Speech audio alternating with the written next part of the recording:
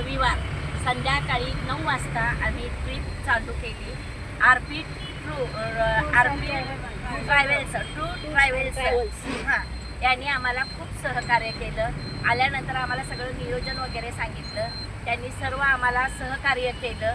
प्रथम आम्हाला त्यांनी गाडीची इतकी सुंदर व्यवस्था आहे, खूप छान बसायला सीट आहेत, परत पाठीमागं झोपण्यासाठी त्यांची व्यवस्था छान आहे आणि बॅगा वगैरे ठेवणं आपल्या पायामध्ये किंवा आपल्याला कोणतीही अडचण किंवा कोणतीही उणीव भासणार नाही या पद्धतीने आपल्याला कुलदीप दादांनी खूप खूप सहकार्य करून आणि एका घरच्या मेंबरसारखं कुलदीप दादांनी आम्हाला सहकार्य केलं आहे.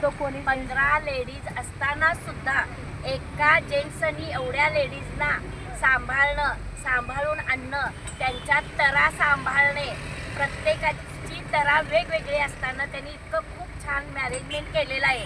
फक्त त्या लेडीजना सांभाळणं हेच नव्हे तर पाण्याची सोय कुठं छान आहे, जेवणाची सोय कुठं छान आहे, राहण्याची सोय कुठं छान आहे, किंवा तुम्हाला काही त्रास होईल का, स्नानगृह चांगली आहेत का, स्वतः त्यांनी जाऊन बघितलेली आहेत आणि आम्हाला येऊन तिथं राहण्याची सोय वगैरे सांगून राहण्याची सहकार्य करून त्यांनी 10 दिवस आमचा 8 दिवसाचा प्रवास आमचा 6 दिवसाचा प्रवास असताना त्यांनी 10 दिवसाचा प्रवास आम्हाला इतका उत्तम, आम्हाला इतकं त्यांनी आनंदित केलं की इथं जायचं असेल, तुमची इच्छा असेल तर उज्जैनला आमच्या स्वप्नातही आम्ही पाहिलं नाही, पण आम्हाला दादांच्यामुळं उज्जैन हे देवस्थान घडलेलं आहे.